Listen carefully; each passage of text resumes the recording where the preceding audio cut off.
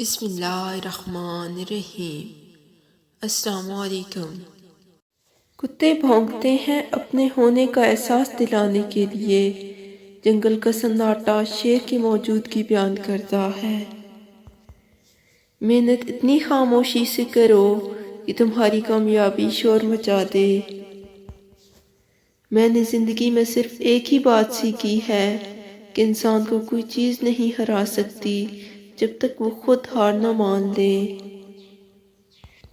تنقید، فکرے بازی اور طنز سے حوصلہ نہ ہارو۔ شور کھلاڑی نہیں، تماشائی کیا کرتے ہیں۔ خواہش سے نہیں گرتے پھل جھولی میں۔ وقت کی شاخ کو میرے دوست ہلانا ہوگا۔ کچھ نہیں ہوگا اندھیروں کو برا کہنے سے۔ اپنے حصے کا دیا خود ہی جلانا ہوگا۔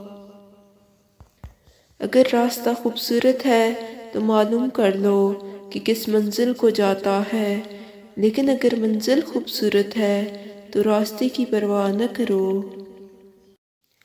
چونٹی اگر کسی راستے سے گزر رہی ہو اور آپ اس کے سامنے انگلی رکھ دیں تو وہ آپ کی انگلی کے اٹھانے کا انتظار نہیں کرے گی، بلکہ اپنا راستہ بدل کر اپنی منزل کی طرف چل پڑے گی۔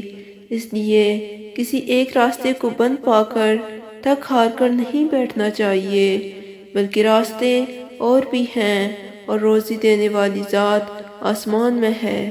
بسا اوقات وہ کسی چیز سے محروم کرتا ہے تاکہ تمہیں اس سے بہتر عطا کرے۔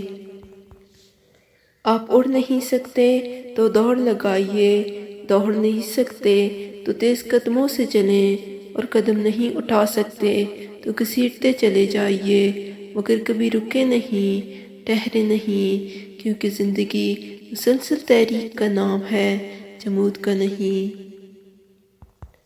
اگر آپ دنیا میں کامیاب ہونا چاہتے ہیں تو پہلے ناکامی کا استقبال کرنے کا حوصلہ پیدا کریں۔ تاریخ کو آپ کے ماضی سے کوئی غرض نہیں کہ وہ کیسا اور کتنا شاندار گزرا ہے۔ وہ آپ کا حال دیکھ کر آپ کا مستقبل طے کرتی ہے، اور یہی قانون فطرت ہے۔